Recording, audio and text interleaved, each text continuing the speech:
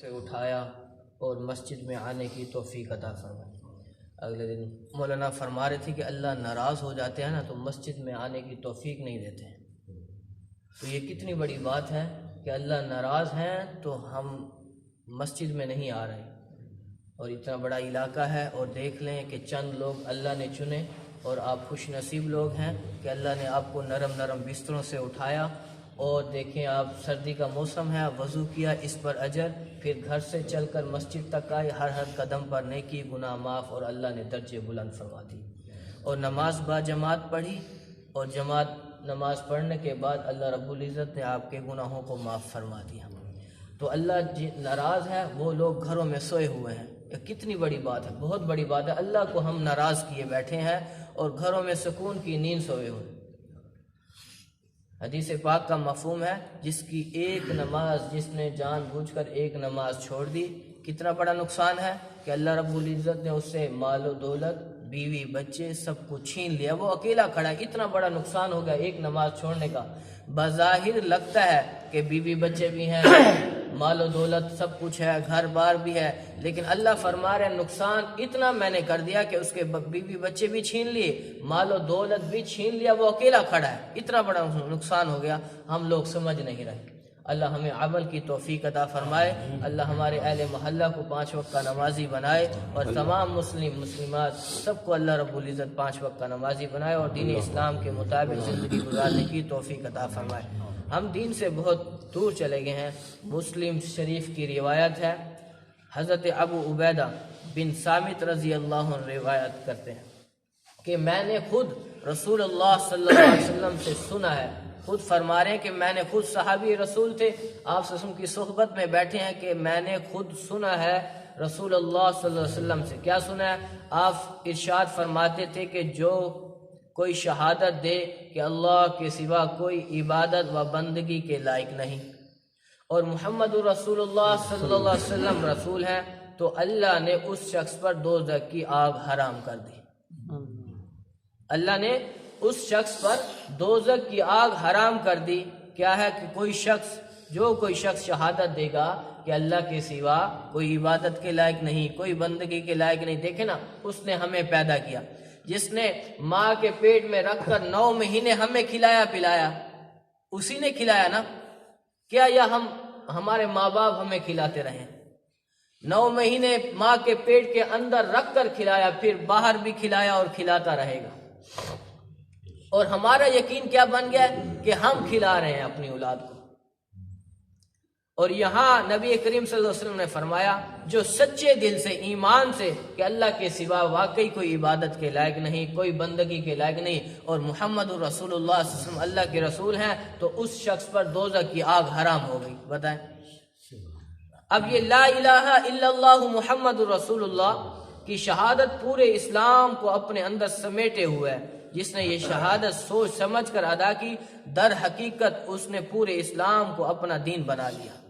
یہ سب کچھ میرے بھائیو، دوستو، بزرگوں، اسی کلمے کے اندر ہے، لا الہ الا اللہ محمد رسول اللہ۔ اس کلمے کو پڑھتے ہی ہمیں دین اسلام میں داخل ہو گئے ہیں، دین اسلام میں داخل ہو گئے ہیں۔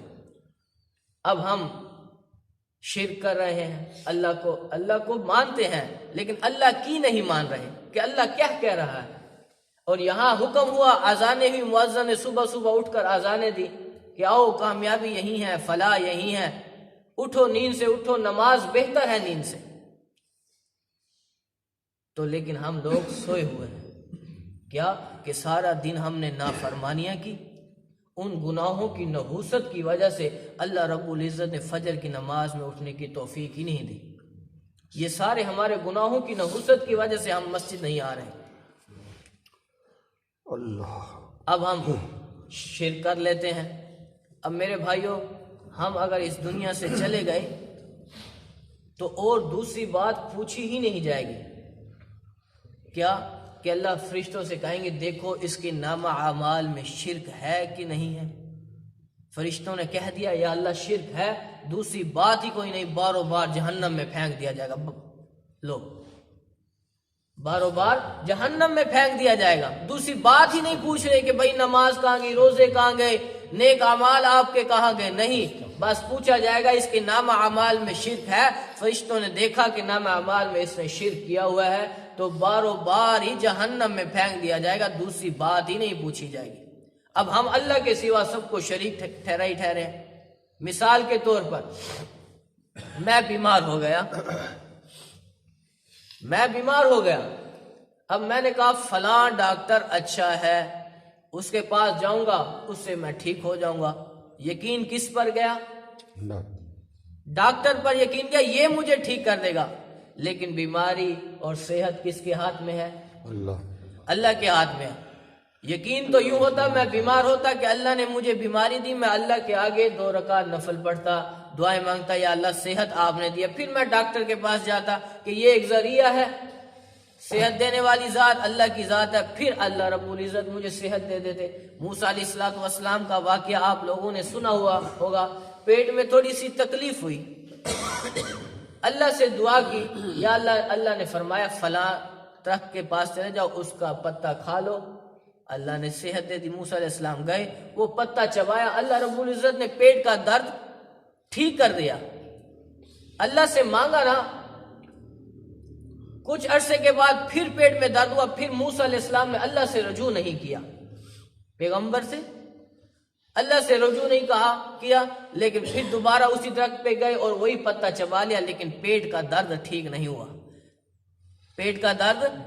ہوا۔ تو پھر اللہ سے کہتے ہیں یا اللہ یہ وہی پتا ہے جو میں نے پہلے کھایا تھا، اب کھایا، پہلے ٹھیک ہو گیا، اب ٹھیک نہیں ہوا۔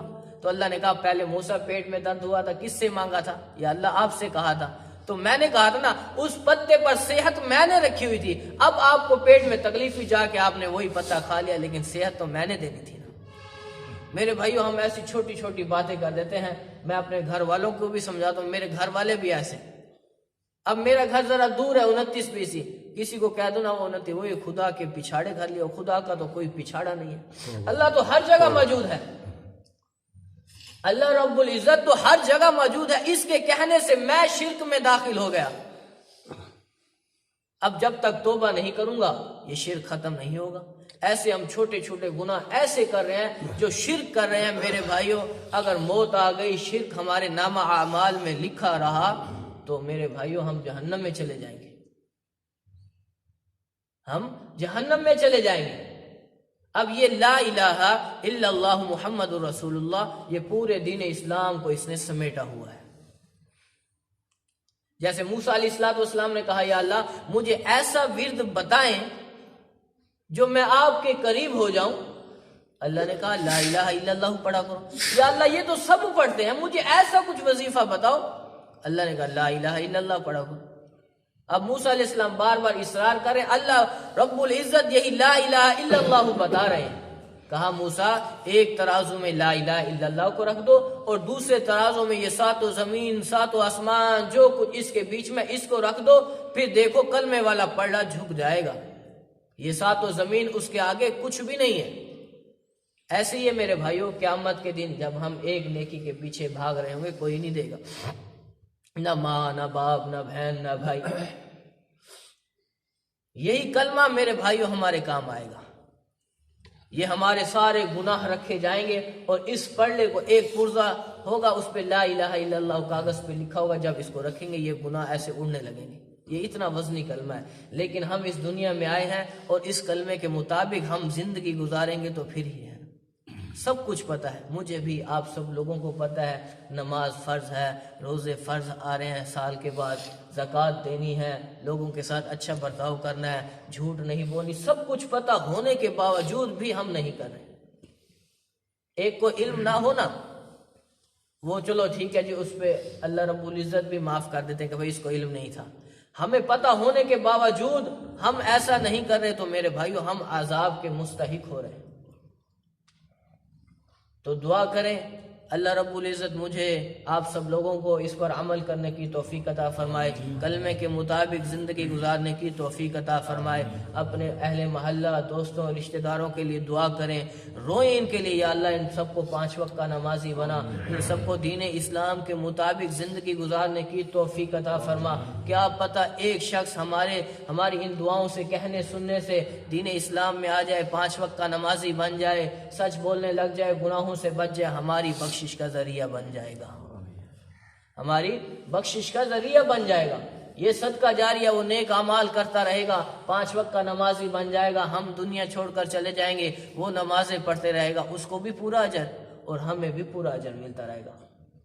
یہ ایسا اللہ رب العزت نے ہمارے نیک اعمال چھوڑے ہوئے ہیں، یہی کام آئیں گے، قبر میں بھی یہی کام آئیں گے۔ سب انشاءاللہ اس کی کوشش کریں گے نا؟ بسم اللہ۔